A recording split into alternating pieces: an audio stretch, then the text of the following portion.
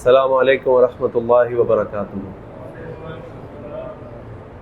نحمده ونصلی علی رسولہ الکریم، اما بعد، اعوذ باللہ من الشیطان الرجیم۔ وقال اللہ تعالی: وما انزلنا علی قومہ من بعدہ من جند من السماء وما كنا منزلین رب اشرح لی صدری ویسر لی امری واحلل عقدۃ من لسانی یفقہوا قولی سبحانک لا علم لنا الا ما علمتنا انک انت العلیم الحکیم۔ اللهم ارنا الحق حقا وارزقنا اتباعه وارنا الباطل باطلا وارزقنا اجتنابه، آمین رب العالمین۔ سورہ یاسین کی آیت نمبر 28 سے آغاز کریں گے۔ اس سے پہلے والی آیات میں اللہ تعالیٰ نے جس قوم کی طرف رسولوں کو بھیجا تھا اپنے، اس قوم نے رسولوں کا انکار کیا۔ پھر اس بستی کے کونے سے ایک شخص آیا تیزی سے اور آ کے اس نے لوگوں سے کہا کہ لوگوں اس کی بات سنو، یہ تمہیں اللہ کی طرف بلاتے ہیں، ہدایت پر ہے، کوئی اجرت طلب نہیں کرتے۔ لیکن بستی والوں نے اس کی بات بھی نہیں سنی اور اس کو شہید کر دیا۔ پھر اللہ تعالیٰ نے اس کے جنت میں داخلے کا منظر پیش کیا، اور اس نے جنت میں داخلے کے بعد بھی اپنی قوم کے بارے میں یہ فکر کی کہ اگر میری قوم جان لیتی اس جنت کے بارے میں کہ اللہ تعالیٰ نے مجھے ہم بھیج کے معاف بھی کر دیا، اللہ تعالیٰ نے مجھے عزتوں سے بھی نوازا۔ اس کے بعد اللہ تعالیٰ آیت نمبر 28 فرما رہے ہیں: وما انزلنا علی قومہ من بعدہ من جند من السماء وما كنا منزلین۔ اس سے پہلے تو اللہ تعالیٰ اس قوم کے حالات بتا رہے تھے، رسولوں کو بھیجا ان کے بارے میں بتا رہے تھے، وہ ان کو دعوت دے رہے تھے، اور اب اللہ تعالیٰ نے واضح طور پہ یہ اعلان کیا اہل مکہ کے لیے، کیونکہ یہ مکی صورت ہے، اللہ کے نبی صلی اللہ علیہ وسلم پر نازل ہوئی ہے۔ اہل مکہ قریش کے جو لوگ ہیں وہ اللہ کے نبی صلی اللہ علیہ وسلم کی دعوت کا انکار کرتے تھے، آخرت کا انکار کرتے تھے، ان کی نبوت کا انکار کرتے تھے، اللہ کی توحید کا انکار کرتے تھے۔ اللہ تعالیٰ نے فرمایا کہ ہم نے نہیں نازل کی کسی قوم کے اوپر اس کے بعد آسمان سے کوئی لشکر، اور نہ ہم ایسا کچھ کرنے والے ہیں۔ ان کانت الا صیحۃ واحدۃ فاذا هم خامدون، ان کے لیے تو ایک چیخ ہی کافی ہے۔ یعنی اللہ تعالیٰ فرما رہے ہیں کہ اگر یہ اہل مکہ سمجھ رہے ہیں بہت طاقتور ہیں، بہت بہادر ہیں، جو قومیں گزری وہ سمجھتی تھی کہ ہم بہت بہادر ہیں، ہمیں کوئی شکست نہیں دے سکتا، تو اللہ تعالیٰ فرما رہے ہیں کہ اگر ہم نے کسی قوم کو شکست دینی ہو، کسی قوم کو تباہ برباد کرنا ہو، تو ہم کوئی لشکر نہیں اتاریں گے آسمانوں سے، نہ ہم نے پہلے اتارا اور نہ اتاریں گے۔ ان کے لیے تو ایک چیخ ہی کافی، ایک فرشتہ ایک چیخ مارے گا اور یہ پوری کی پوری قوم فائدہ ہم خامدون، یہ آگ جب راگ بن کے ٹھنڈی ہو جاتی ہے، بالکل جو آخری اس کا وقت ہوتا ہے راگ بننے کا، یہ بالکل اس کی طرح راگ بن کر بچ جائیں گے۔ یعنی یہ سمجھتے ہیں کہ ہم بڑے طاقتور ہیں، ہمارے اندر بڑا زور ہے، لیکن جب اللہ تعالیٰ کا فرشتہ صرف ایک چیخ مارے گا تو یہ پوری کی پوری قوم، پوری بستی تباہ برباد ہو کے ملیہ میٹ ہو جائے گی۔ یا حسرتاً علی العباد ما یاتی من رسول الا کانوا بہ یستہزئون، تو کہا حسرت ہے ایسے بندوں پر، ان بندوں کے اوپر۔ اب یہ کس نے کہا، اس کے بارے میں مفسرین کی دو رائے ہیں۔ ایک رائے تو یہ ہے کہ یہ بات کہی فرشتوں نے کہ حسرت ہے، تباہی ہے، بربادی ہے۔ حسرت کہتے ہیں ایسے کلمے کو جب انتہائی پچھتاوے کے وقت انسان کی زبان سے نکلتا ہے، اے کاش میں یہ کر لیتا۔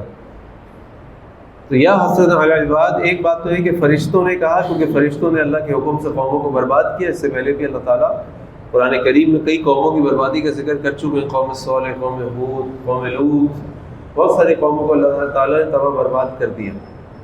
تو فرشتوں نے کہا کہ تباہی بربادی ہے، حسرت ہے لوگوں کے اوپر، ما یاتی من رسول، ان کے پاس کوئی رسول نہیں آیا، الا کانوا بہ یستہزئون، مگر یہ کہ وہ اس کا مذاق اڑاتے تھے۔ یہ جو مذاق اڑانا ہے یہ انکار کرنے کا سب سے بدترین درجہ ہے۔ اگر آپ نے کسی دعوت کا، کسی کی بات کا انکار کرنا ہے تو انکار کر دیا جائے، ختم ہو گئی، اس کے لیے مذاق اڑانا ضروری نہیں۔ لیکن جب مذاق اڑایا جاتا ہے تو اس کا معنی یہ ہے کہ مذاق آپ اس صورت میں اڑا رہے ہیں کہ آپ نے اس کی جو اس کا پیغام تھا، اس کا جو مطالبہ تھا، اس کی دعوت تھی، آپ نے اس کا انکار کر دیا۔ تو اللہ تعالیٰ فرما رہے ہیں کہ اللہ کے نبی صلی اللہ علیہ وسلم اس سے پہلے بھی کئی رسول آئے، ان کی قوموں نے ان کے ساتھ یہ کام کیا، ان کا مذاق اڑایا، ان کی دعوت کو ریجیکٹ کیا، ان کو برا بھلا کہا۔ اور اہل مکہ کو بھی کہہ رہے ہیں کہ یہ تو تم کر رہے ہو، یہ پہلے والی قومیں بھی کر چکی ہیں، یہ ہمارے رسولوں کے ساتھ ایسا ہوتا رہا ہے، لیکن نتیجہ کیا ہے کہ الم یروا کما اہلکنا قبلہم من القرون انہم الیہم لا یرجعون، کیا تم نے دیکھا نہیں کہ اس سے پہلے اللہ تعالیٰ نے اسلام کا مذاق اڑانے والوں کا، اس کے رسول کا مذاق اڑانے والوں کا، اسلام کے احکامات کا مذاق اڑانے والوں کے ساتھ کیا کیا؟ کتنی قوموں کو اللہ تعالیٰ نے تباہ برباد کر دیا۔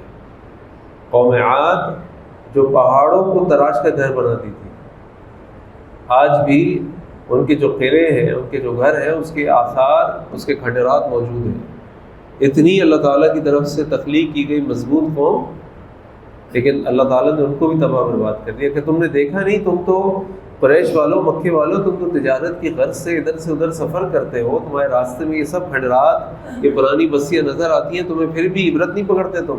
انہم الیہم لا یرجعون، اور یہ تمہاری طرف لوٹ کر نہیں آئیں گے۔ جن جن قوموں کو ہم نے برباد کر دیا پھر وہ واپس نہیں آئے۔ وَإِن كُلٌّ لَمَّا جَمِيعٌ لَدَيْنَا مُحْضَرُونَ، اور یہ سب کے سب ہمارے پاس جمع کر دیے جائیں گے۔ کب جمع کر دیے جائیں گے؟ ہم سب کب جمع کیے جائیں گے اللہ کے پاس؟ قیامت والے دن۔ یہ جتنی قومیں، جتنے کافر، جتنے لوگ اس دنیا سے گزر چکے ہیں، یہ سب اللہ کے پاس ایک دن جمع کر دیے جائیں گے۔ اس کے بعد اللہ تعالیٰ ان مشرکین مکہ کو اپنی نشانیاں، 3 نشانیاں اللہ تعالیٰ ان کے سامنے پیش کر رہے ہیں، کیونکہ یہ قیامت کا انکار کرتے تھے، مر کر اٹھنے کا۔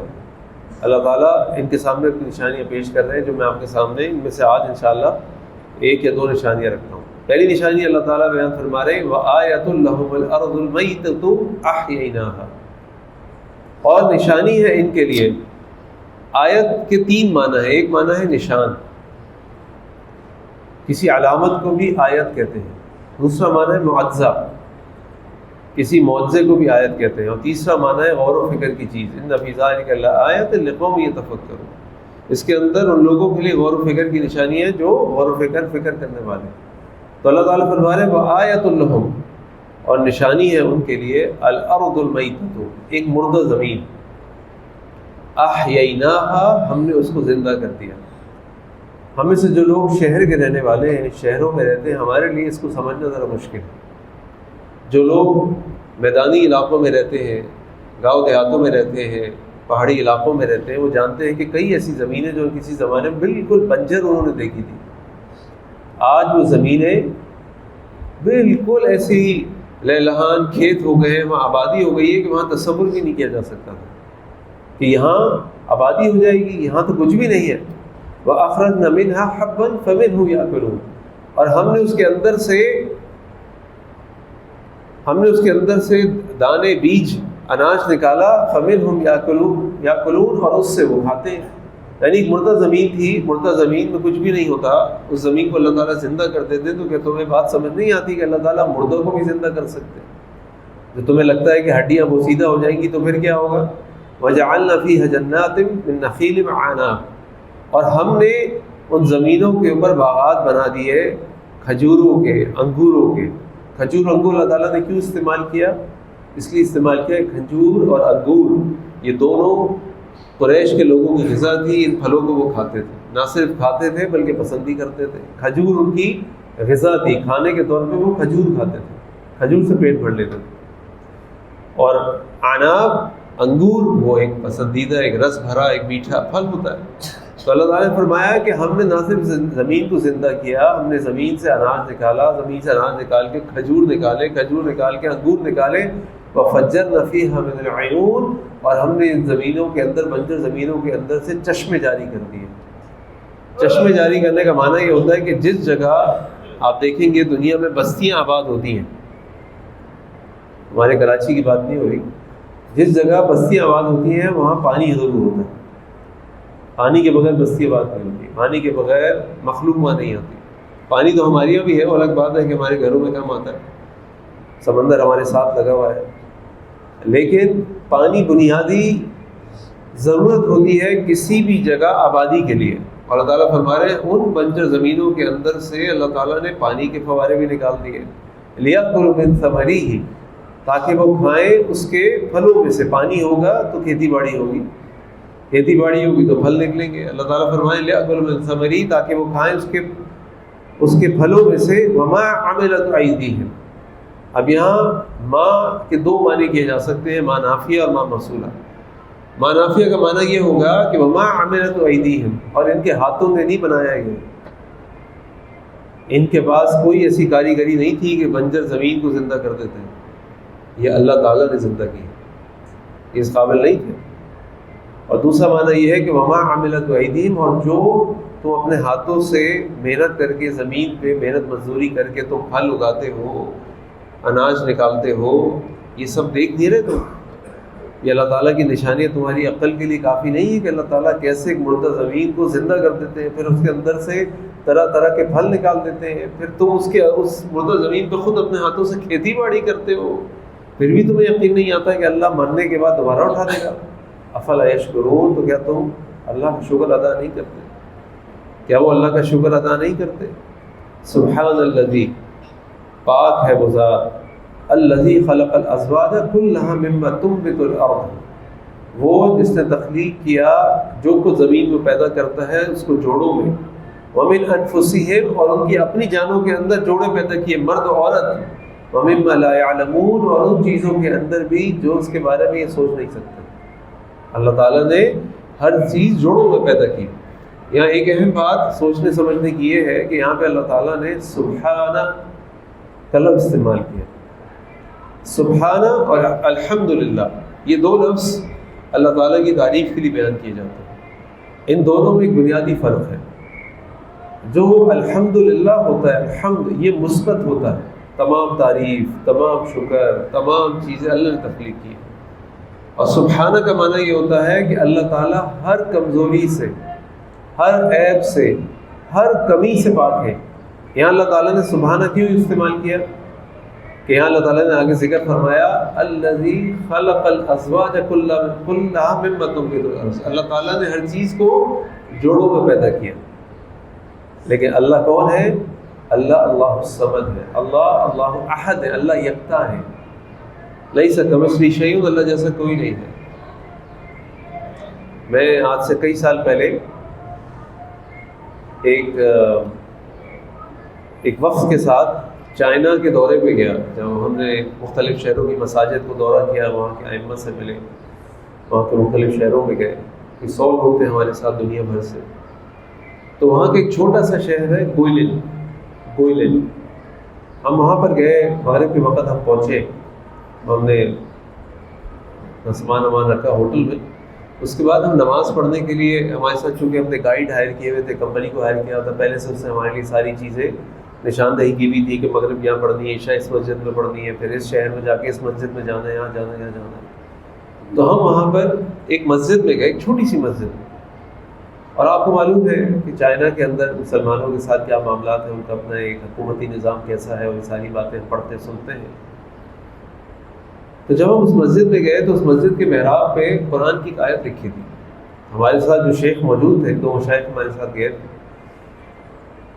ان میں سے ایک شیخ نے کہا کہ میں دنیا کی ہزاروں مسجدوں میں گیا ہوں، میں نے خطبات دی ہیں، دروس دی ہیں، یعنی آسٹریلیا سے لے کر افریقہ، کینیڈا، ہر جگہ میں گیا ہوں، لیکن کسی بھی مسجد کے محراب پہ میں نے یہ آیت نہیں دیکھی، اور اس سے زیادہ واضح اللہ تعالیٰ کی وحدانیت پہ آیت نہیں دیکھی۔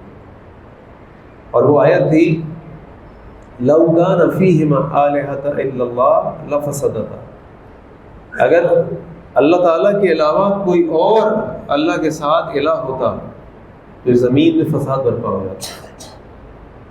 کہ لگے عام طور پہ تو ہم وَأَنَّ لِلَّهِ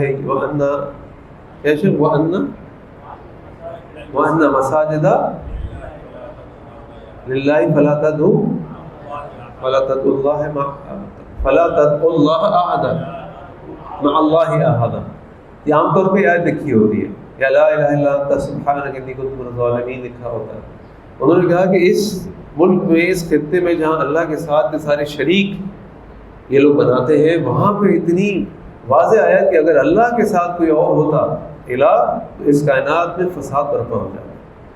تو یہ جو لفظ سبحانہ ہے یہ اس لیے استعمال ہوتا ہے، آپ دیکھیں گے کہ جہاں جہاں ایسی کوئی بات آگے آ رہی ہو کہ جہاں پہ اللہ تعالیٰ کی وحدانیت، اللہ تعالیٰ کی کسی صفت کے ساتھ کسی قسم کا بھی کوئی شائبہ انسان کے دل و دماغ میں کہیں سے بھی آ رہا ہو، اللہ تعالیٰ استعمال کرتے ہیں سبحانہ۔